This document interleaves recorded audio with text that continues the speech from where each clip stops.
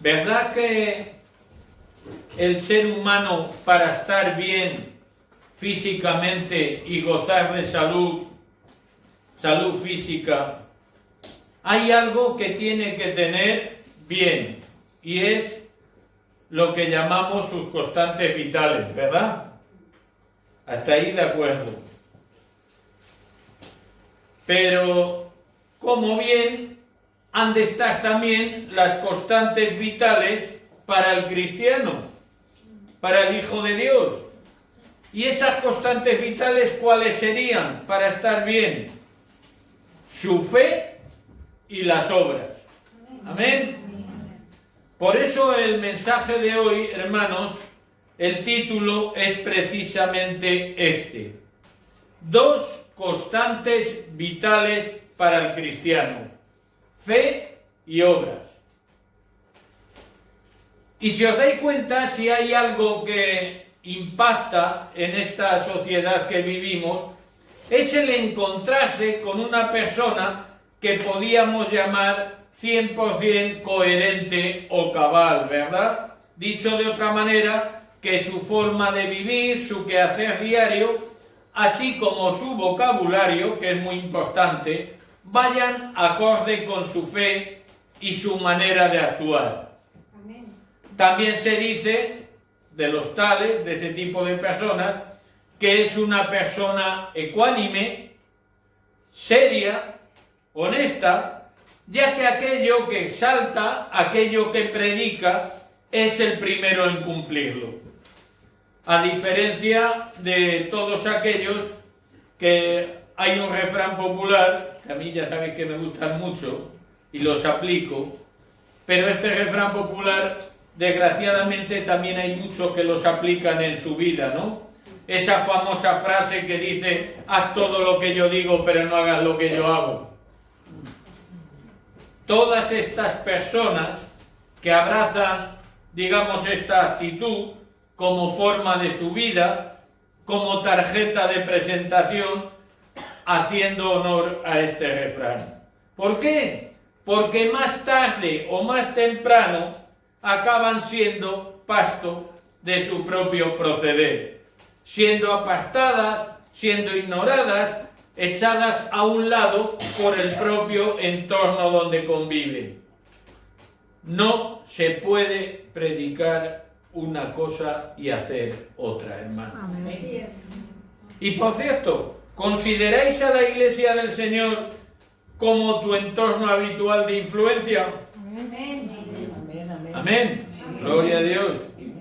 A lo mejor esto lo pregunto en otro lado y dice: no, yo en la discoteca, yo y tal. Ese es mi entorno habitual, donde yo me manejo, en esa selva.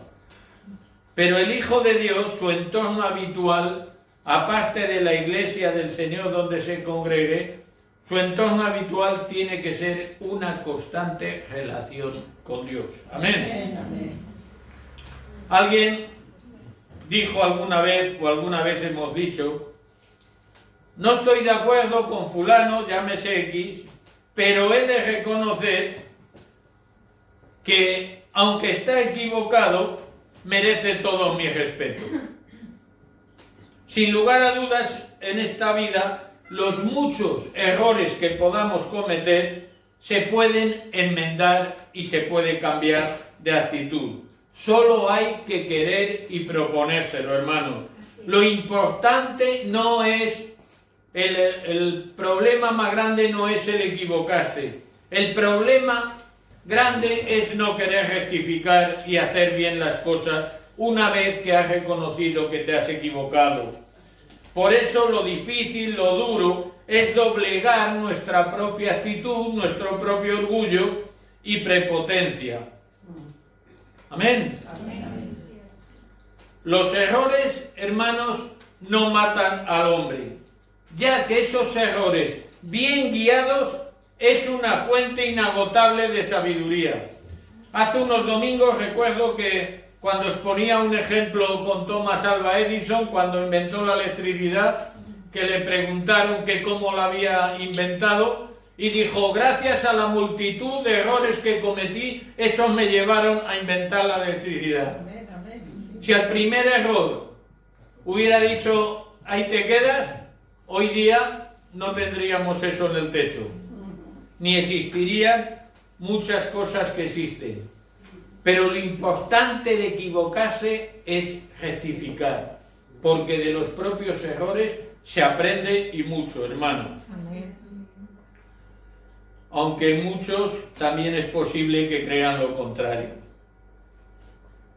También son muchas las personas, ¿verdad?, que constantemente se le oye decir que ellos mismos son muy buenos y que todo lo hacen muy bien, en actitud de envanecimiento y prepotencia.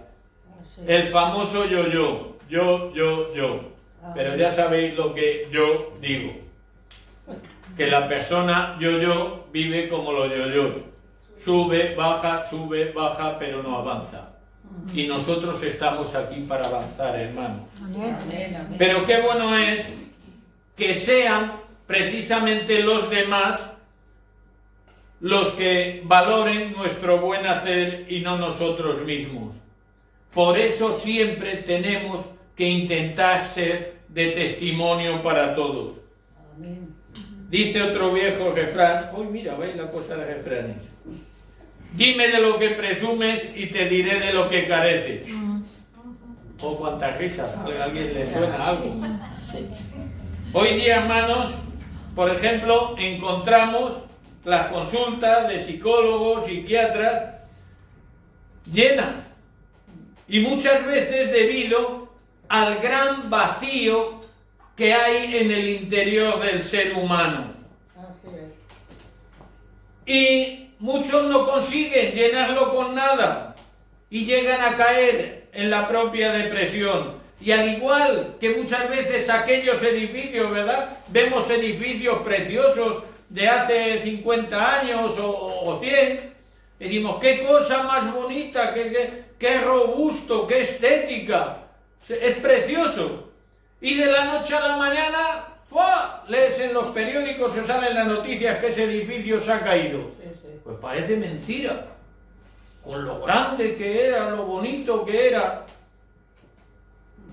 En cambio se vinieron abajo ya que sus pilares fueron, por ejemplo, levantados con cemento malo y padecían lo que se llama técnicamente aluminosis, ¿no? Y ese edificio, a pesar de que era tan bonito y tan precioso y tan grande, cuando menos nos lo esperábamos se vino abajo.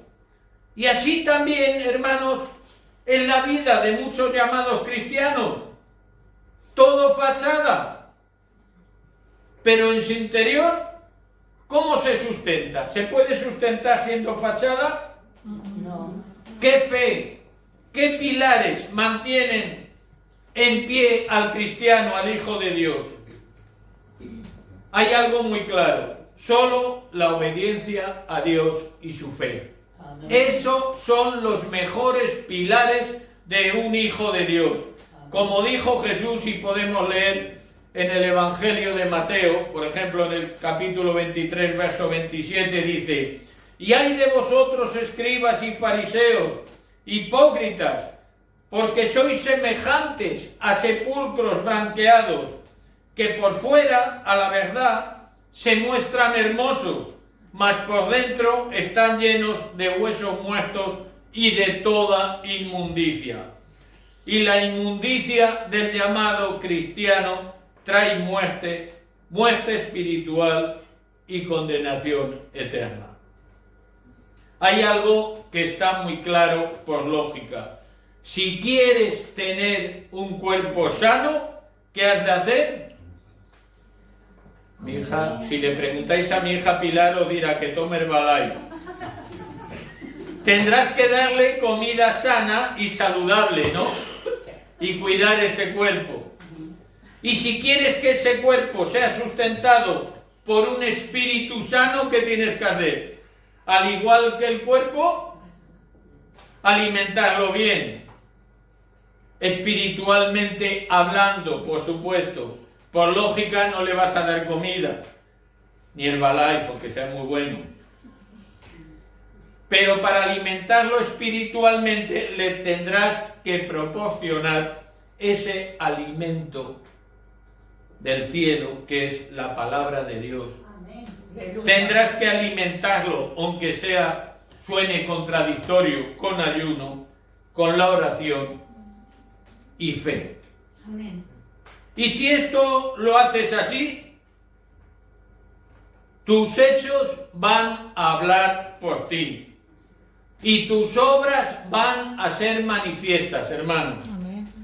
Por eso, el título de este mensaje es Dos constantes vitales para el cristiano: fe y obras, que sin lugar a dudas son inseparables. Pero seguro, sin lugar a dudas, que todos hemos oído infinidad de veces la famosa frase de yo soy un hombre o yo soy una mujer de fe, ¿verdad? ¿Alguna vez la habéis dicho alguno? Sí. ¿Sí? Pues más que decirlo, practicarlo, porque eso se va a ver y te lo van a decir los demás. Este es un hombre de fe, este es una mujer de fe. Con lo mal que le va, insiste. Cree que Dios lo va a levantar, gloria a Dios. Hermanos, hermanas, sigue así. Y que te dure poco para que tu fe no vaya decayendo. Que el Señor te levante. Pero esto, ¿cómo se demuestra si eres un hombre o una mujer de fe de una forma sencilla, pero que a su vez cuesta tanto? ¿Por qué? Porque el ser humano ya de nacimiento somos inconstantes, aparte de egoístas. Ya sabéis, la famosa frase del niño, mío, mío, mío. Y hay algunos que han confundido el texto de la palabra cuando el Señor dice que seamos como niños y se jubilan y siguen diciendo mío, mío, mío. Toca a mí. Un malentendimiento. Por eso, hermanos, el cristiano demuestra su fe a través, por ejemplo, del trato con sus semejantes. Y algo muy importante, que es que las obras agraden a Dios. Amén, amén. Y solo pueden agradar a Dios cuando es en obediencia a Él. Y eso hay una forma de seguirlo, que es no ser solo oidor de la palabra, que eso también abunda.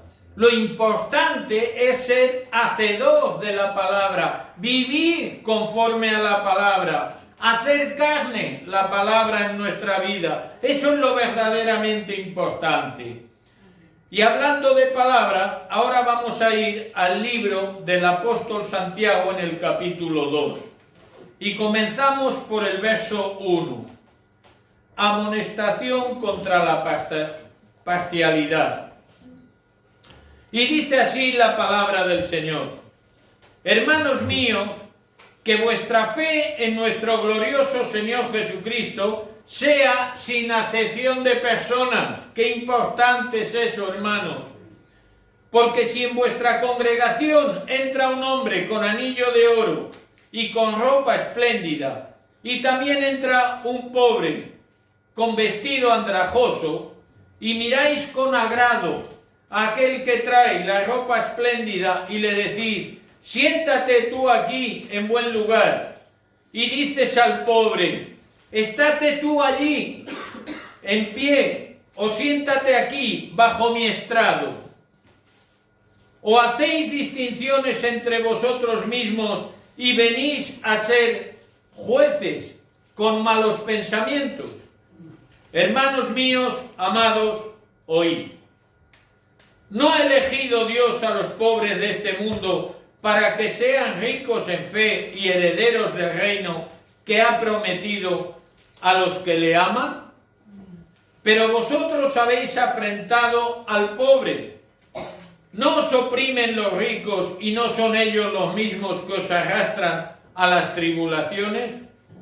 Mirad, la práctica de la opresión a los pobres por los ricos ha sido así a lo largo de la historia y desde que el mundo es mundo.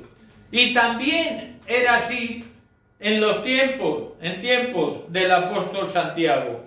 Y lo peor ya no era eso, sino que también esa triste influencia empezaba a asentarse dentro de la iglesia del Señor.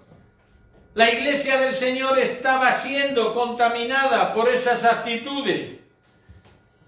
Y es lo que Santiago les está recriminando y exhortando para que esta actitud no prolifere dentro de la iglesia. Pero seguimos con el verso 7. ¿No blasfeman ellos el buen nombre que fue invocado sobre vosotros? Veréis, cuando dice el texto invocado sobre nosotros, sobre vosotros, perdón, ¿qué es lo que está diciendo? Esto es mencionar el nombre de una persona para calificarla, para calificar el de otro, indicando así que la segunda le pertenece a la primera. Y vosotros diréis, ¿y este hombre, este pastor que está diciendo que me ha hecho un lío? Os pondré un ejemplo muy clarito. Una palabra. Cristiano, ¿os suena? Amén. Por lo menos a dos, sí. ¿Y eso qué significa, cristiano? Que pertenece a Cristo. Yo soy cristiano, yo le pertenezco a Cristo. Le pertenezco a Cristo. Pues eso es lo que quiere decir. Dice, si en verdad cumplís la ley real, conforme a la Escritura, amarás a tu prójimo como a ti mismo, bien haces. ¿Y tú verdaderamente amas a tu prójimo como a ti mismo? Vale, pues ahora llega la pregunta obligada. ¿Cuántos se aman a sí mismos? Porque los hay que dicen, si este ama a su prójimo como a sí mismo, no te digo nada, pobre prójimo, no se quiere ni él. Mejor que no lo quiera. Ay, Señor. Y seguimos con el verso 9. Pero si hacéis acepción de personas, cometéis pecado y quedáis convictos por la ley como transgresores. Porque cualquiera que guardara toda ley, pero ofendiere en un punto, se hace culpable de todos. Amén. Porque el que dijo, no cometerás adulterio, también ha dicho, no matarás. Ahora bien, si cometéis adulterio, pero matas, ya te has hecho transgresor de la ley. Amén. Así hablad y así haced, como los que habéis de ser juzgados por la ley de la libertad. Porque juicio sin misericordia se hará con aquel que no hiciere misericordia. Y la misericordia triunfa ¿sobre qué? Bueno, todos son muy juiciosos, ¿a que sí? Gloria a Dios. Intentamos. Pues por encima de eso está la misericordia. Dice, hermanos míos, ¿de qué aprovecha si alguno dice que tiene fe y no tiene obras? ¿Podrá la fe salvarle? Sin lugar a dudas, está claro que esta no es la fe salvadora basada en la obra de Cristo. Yo me limitaría, si me permitís, a definirla como una fe inactiva y teórica sin valor alguno. Y por desgracia está muy claro que en la Iglesia del Señor hay muchas personas que practican esta fe inactiva y teórica o de fachada. Es decir, fe de piquito, pero las obras no se ven. Ya que la fe activa y puesta a la práctica está llena de buenas obras que la respaldan. Amén. Amén. ¿Te has preguntado cómo está tu fe? Si yo tengo una fe muy grande, dice, ¿y tus obras? Dice, hombre, toda la vez no se puede, vamos por partes, ¿o cómo va eso? Vamos a empezar por una cosa y luego por la otra. Este pastor nos está acosando. Tal vez un día fue activa y por circunstancias ajenas y externas, por supuesto, a Dios, la dejaste adormecer y al final acabó desactivándose.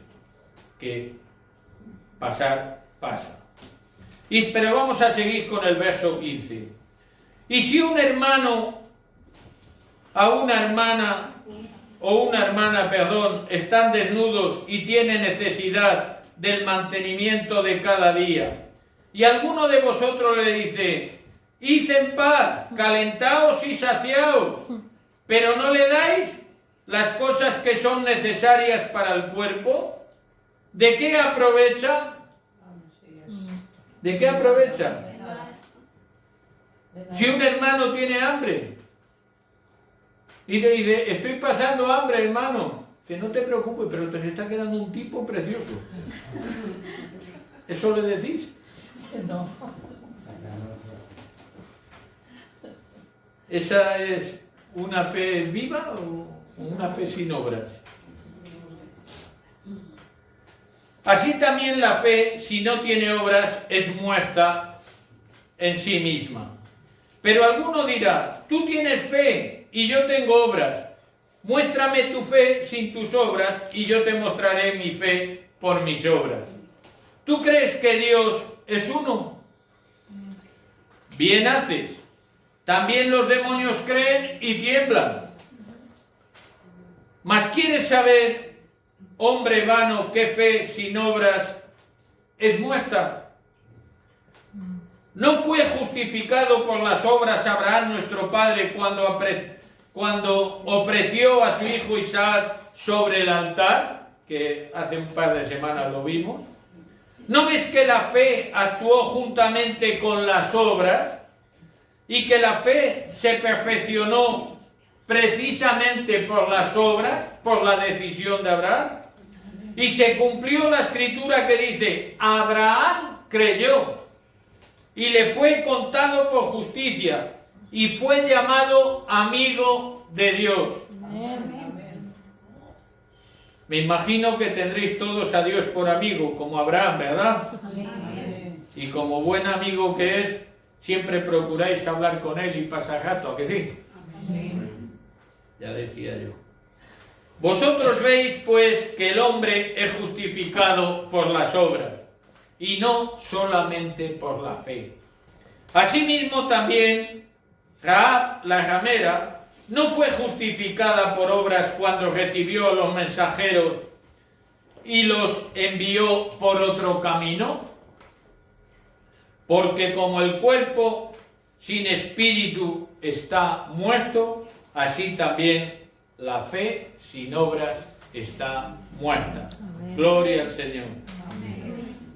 Sin duda, hermanos, la tarea que Dios nos ha encomendado a esta congregación de labradores del reino donde estamos representa un gran reto para nosotros, para el cual no vale solamente decir, yo tengo fe, pastor, créamelo, que al final del año esta ciudad, con todo lo que vamos a hacer aquí, va a ser para Cristo, porque se va a entregar.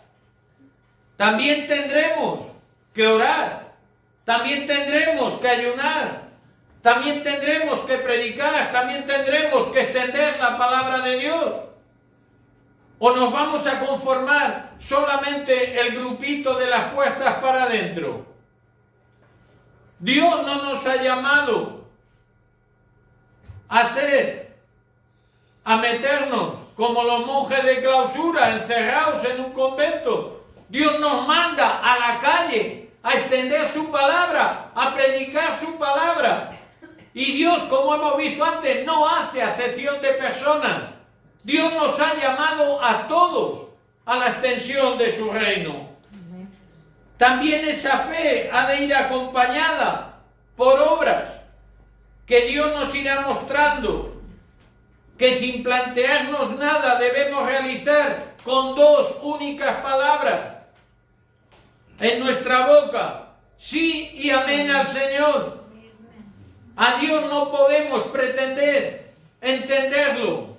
Yo siempre os he dicho que la palabra de Dios no es para debatirla. La palabra de Dios es obedecerla. Sí y amén. Y si Jesús nos dijo, id y predicad el Evangelio a toda criatura y bautizarlos en el nombre del Padre y del Hijo y del Espíritu Santo, si no lo hacemos estamos perdiendo el tiempo. Podemos tener mucha fe en Dios, pero ¿dónde están nuestras obras? El fruto solo se da cuando hay mano de obra por medio. No podemos recoger una cosecha que antes no hemos preparado la tierra y no hemos sembrado.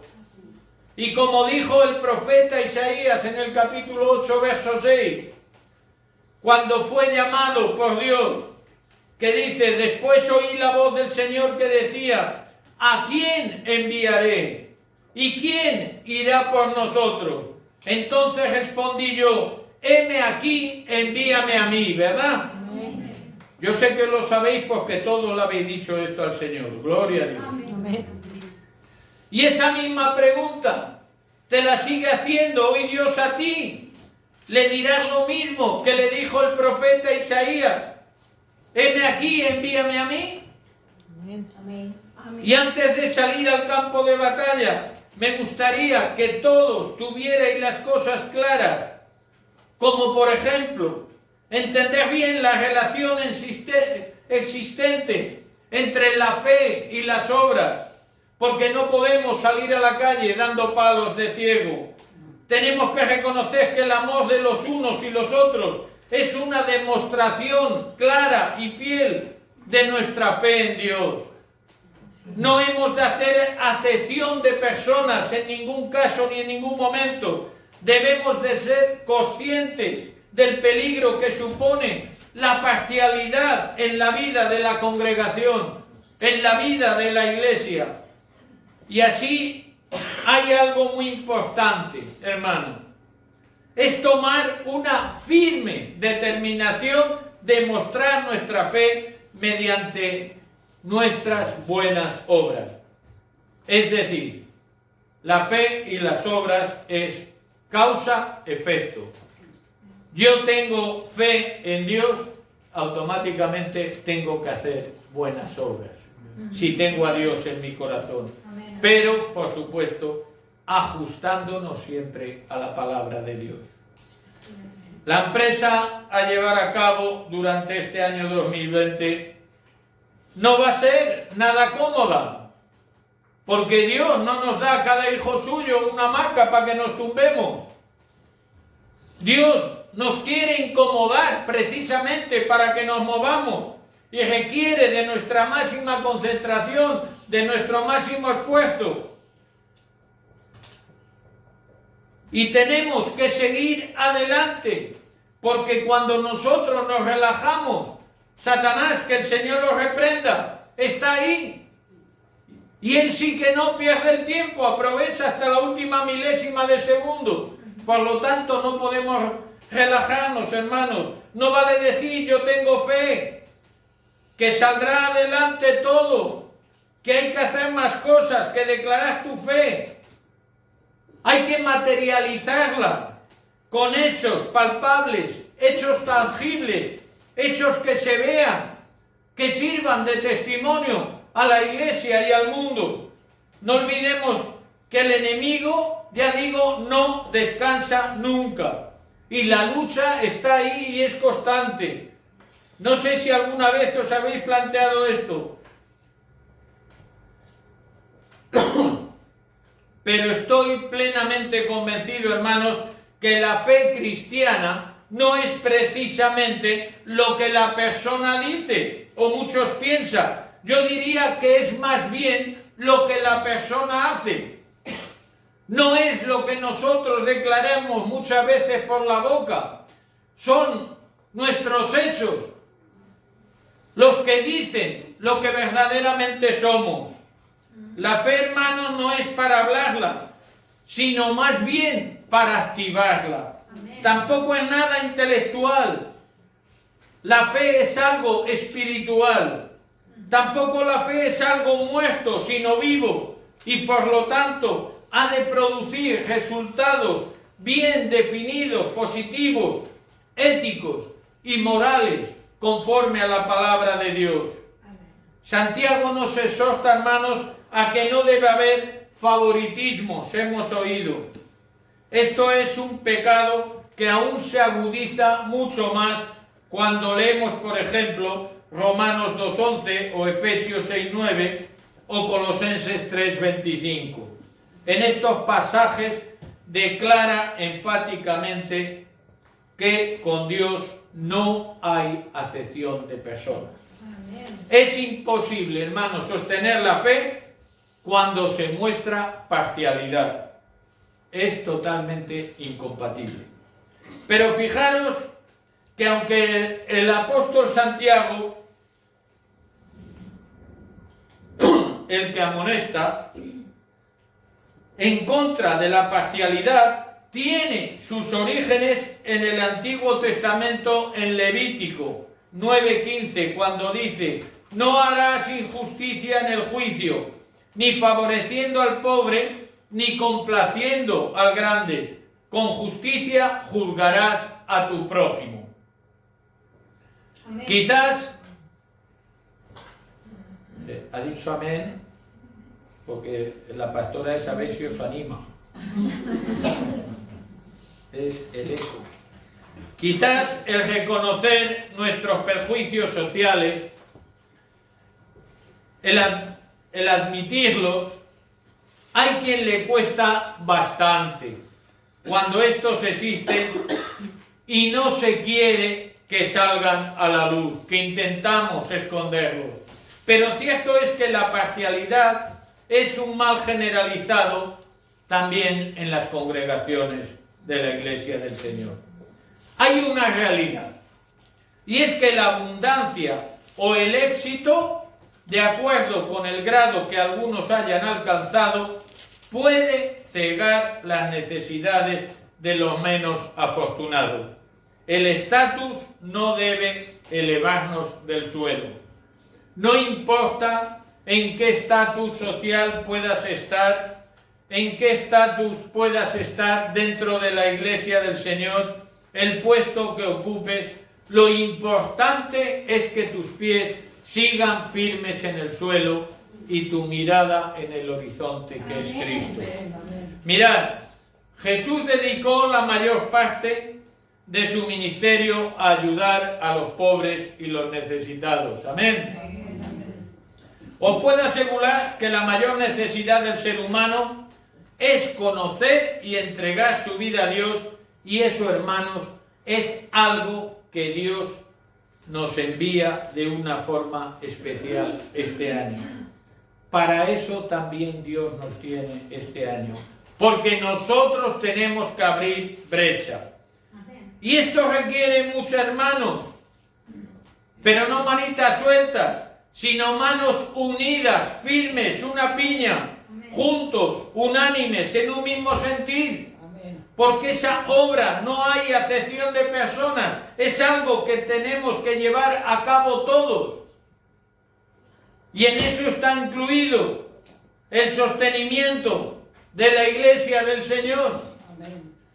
Pero no quisiera confundir a nadie, ya que Dios en ningún momento da a entender que ama más a los pobres que a los ricos. Eso sería mentir. Santiago no le cierra la puerta a los ricos, pero cierto es que el Evangelio ha sido mejor recibido por los pobres que por los ricos. Lo mismo que es mejor recibido por las mujeres, por las hermanas, que por los hombres. Ir a cualquier iglesia, lo mismo me da. Unas que otras. Contad cuántas mujeres hay y cuántos hombres. La mujer es más sensible al espíritu. Y al marido, que cuando lo cojo lo pone a caldo si se lo merece. A lo mejor es que el espíritu del marido es un poco retorcido y va por él. Pero sensibles son. También es cierto que el Evangelio ofrece mucho a los pobres y a su vez demanda a los ricos. Muchos ricos eran crueles y arrasaban a los que le debían y los llevaban a los tribunales. Así es. En la época del apóstol Santiago y hoy también. Empieza a devolver letras de la hipoteca, vas a ver dónde te lleva al banco.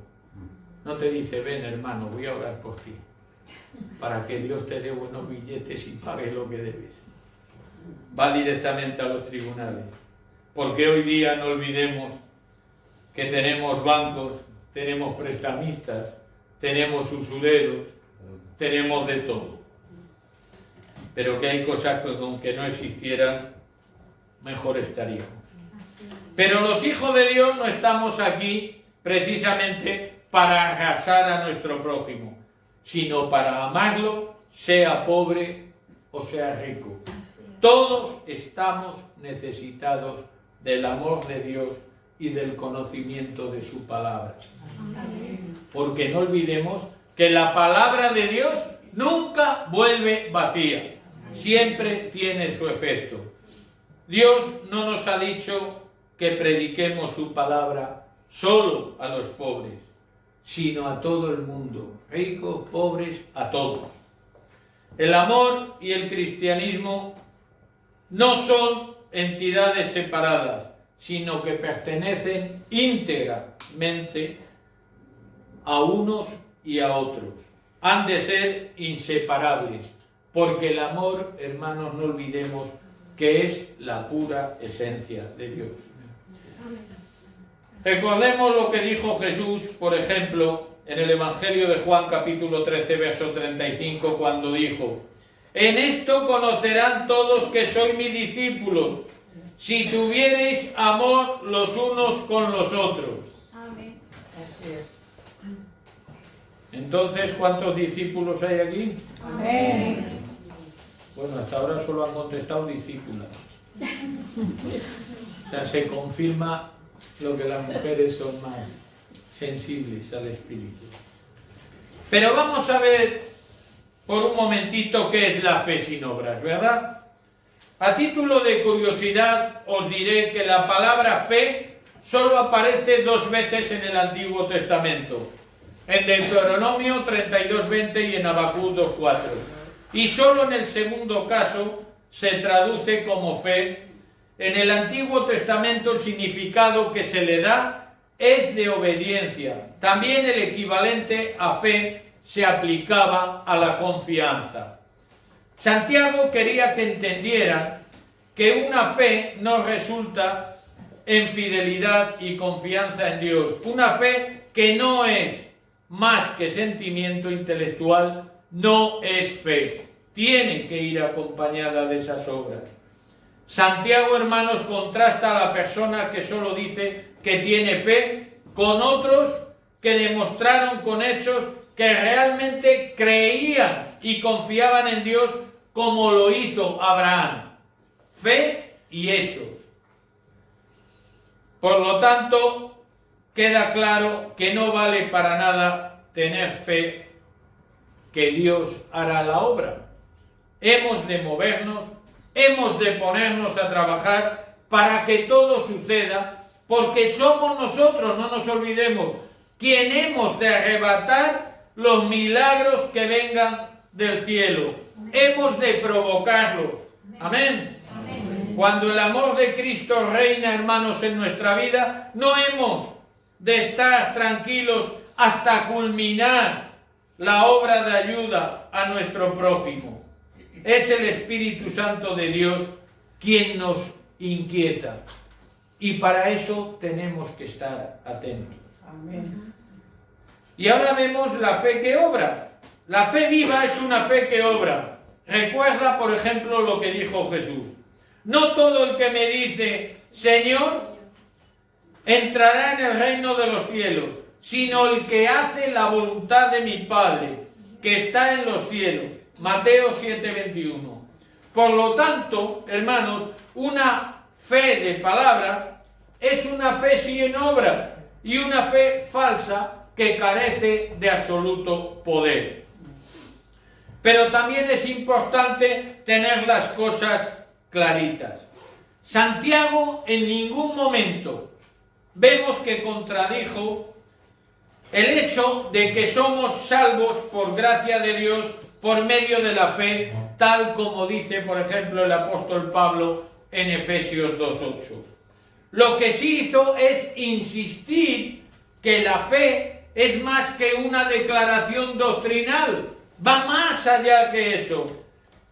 Ni en las enseñanzas de Pablo, ni en las enseñanzas de Santiago nos da a elegir, nos da una opción entre fe y obras, ya que la fe y obras van absolutamente juntas y no separadas. La fe no es real hasta que decidimos ponernos a hacer algo, aparte de pensar y meditar. Nosotros no somos políticos, nosotros no hacemos consejo de ministros, nosotros, el cristiano no tiene que decidir, no tiene que decir, hermano, no hemos decidido nada, hasta ver si decidíamos algo, por lo menos esperar a que decidamos algo para decirnos una cosa. Dice, ¿qué ha dicho este? Dice nada, pero la gente se va tan contenta. Además de verdad. Santiago 2 nos enseña una sencilla proclamación de lo que ha de ser un cristianismo práctico. Y ahora llega la pregunta del millón que se dice, ¿cómo puedo yo tener, poner en práctica todo lo que la palabra de Dios me ha enseñado hoy, por ejemplo? Es muy fácil la respuesta. Únete en cuerpo, alma y espíritu.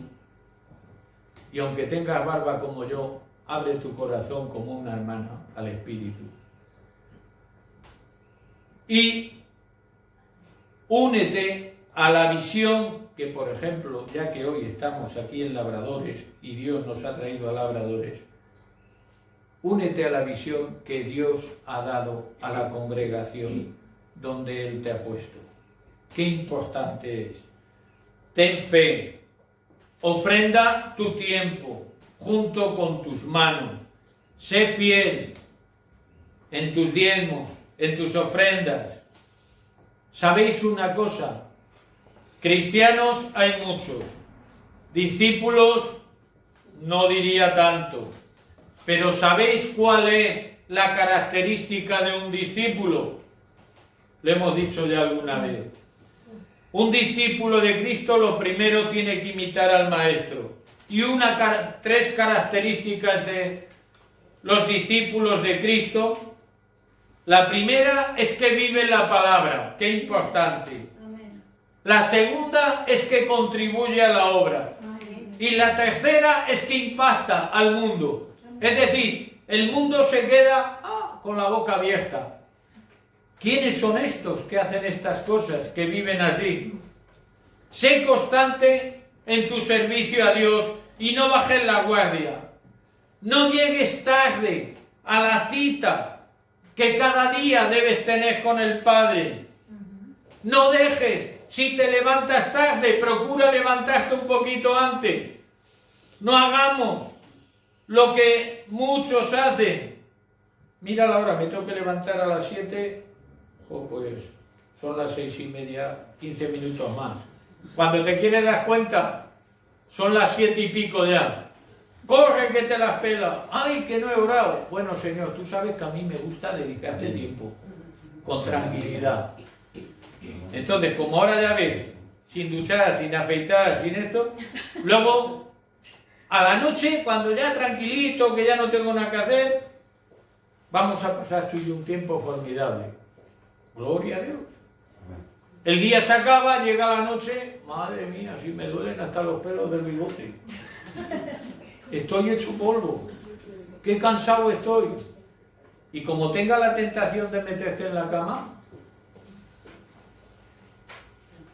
ahí ya has caído con todo el equipo. Empiezas a orar así tumbadito y ves que se mueve hasta la lámpara del techo. Y dices, si no he bebido. Padre, te doy gracias. Que más que gracias parece que le estás pidiendo. Y cuando te quieres dar cuenta, otra vez las 6 de la mañana. ¿Será posible, Señor, otro día sin hablar contigo? Claro, si Dios fuera como nosotros, le diría, a mí me lo vas a decir. Y esa es la vida del cristiano. ¿O tiene que ser una vida consagrada al Señor para que todo nos vaya bien? Por eso, hermanos, es tan importante, y no me canso de repetir, ayuna, ora, pasa tiempo con Dios, ya que Él no hace acepción de personas. Dios no es como tú. El famoso teléfono que se dice en plan de broma. Jeremías 33:3, clama a mí y yo te responderé. No importa a la hora que lo llames, Él siempre está disponible. No caigas en la tentación de formar parte de ninguna murmuración y busca por encima de todo la justicia de Dios y olvídate de los comentarios del hombre. Prepárate, hay mucha mies y los conocimientos de la palabra que tú has adquirido serán muy necesarios, serán indispensables para la extensión del reino. Dice, si no tengo conocimientos, pastor, pues por eso, habla con la pastora y apúntate a las clases el miércoles. Amén. Vas a ver qué conocimiento. No permitas que nadie te robe la bendición y sé partícipe del plan que Dios tiene para nosotros. Aleluya. Y ya para ir terminando, sumérgete en los ríos del Espíritu y tú mismo vas a comprobar que para el verdadero Hijo de Dios la fe y las obras son inseparables. Amén. Por lo tanto, ya no pienses más. Ahora mismo ya estás perdiendo el tiempo. Pon manos a la obra, ya que tu fe en Dios es la que te va a sustentar. No mires hacia atrás, que nada vale. Ni el presente, vive el presente, porque el pasado ya pasó. Y el futuro, déjaselo a Dios, que a ti no te corresponde. Y a mí, Él, si me ha puesto al frente de esta congregación, es para que yo también sea de testimonio y para insistir todo lo que haga falta, lo que os estoy diciendo hoy de parte del Señor. Amén. La fe sin obras está muerta. Amén. Dios te dice, este es tu año Amén. de saber y de ver, y tu fe y tus obras, de tu fe y tus obras, el mundo sabrá y las verá. Gloria a Dios.